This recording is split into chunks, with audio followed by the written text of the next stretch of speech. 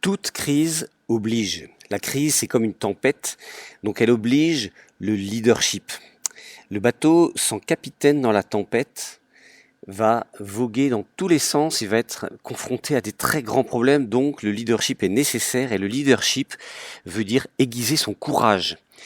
Donc la première chose, c'est que dans la crise, le leader doit trouver les ressources. La crise oblige aussi la gouvernance, parce que le pilotage du bateau dans la tempête sans indicateur clair, avec un flou de responsabilité, amène probablement le bateau à une échéance catastrophique. Et puis la crise oblige aussi, toute crise oblige aussi à aller vers la créativité, parce que la créativité va permettre de sortir par le haut. Et si l'équipe peut devenir créative dans la crise, peut devenir innovante, eh bien c'est la meilleure façon pour le bateau de sortir de la tempête.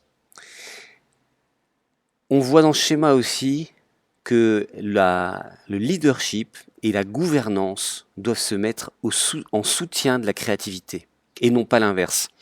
Mettre la créativité en avant, mettre l'innovation en avant, avec un leadership éclairé, et puis une gouvernance qui permet de prendre les bonnes décisions ensemble.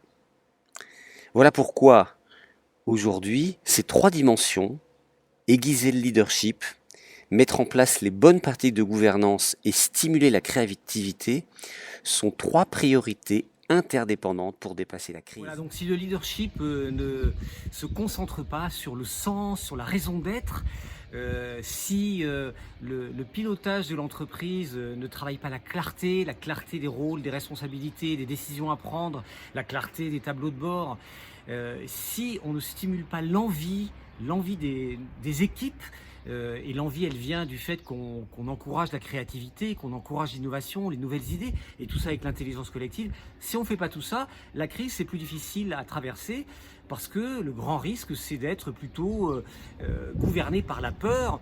Donc le sens, l'envie, le fait de mettre en place ce qu'il faut dans le pilotage, ces trois dimensions-là sont interdépendantes et je peux venir vous aider à les travailler. Voilà, à très bientôt, faisons-nous signe. Moi je suis bien sûr encore pour quelques temps, mais pas trop longtemps, ici dans le sud du Maroc, mais très bientôt on pourra se voir en 3 dimensions. Faites-moi signe, simplement répondez à ce courriel pour qu'on prenne rendez-vous et qu'on se parle en visioconférence dans les prochains jours. À bientôt.